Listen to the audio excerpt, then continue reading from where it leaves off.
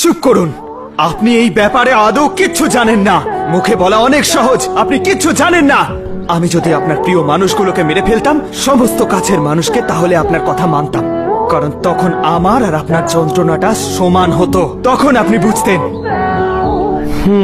এটা বেশ interesting theory, কিন্তু মনে হচ্ছে এটা পরীক্ষা করার সুযোগ তুমি পাবে না। তুমি যাদের কথা বলছো তারা সবাই মারা গেছেন।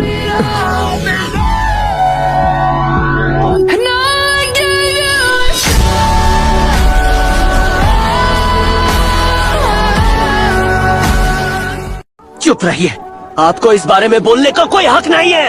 आपके लिए बोलना आसान है क्योंकि आपके साथ ऐसा कुछ नहीं हुआ। अगर मैं उन सभी लोगों को खत्म कर दूं जो आपकी जिंदगी में है, जिन्होंने आपको कुछ ज्यादा ही प्यार दिया है, शायद तब जाके मैं आपकी बात सुनूंगा, क्योंकि तब आपको समझ में आएगा कि कैसा फील होता है।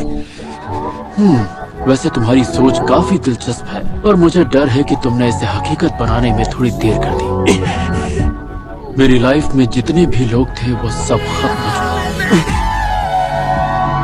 मैंने तुमसे कहीं ज्यादा दर्द झेले हैं।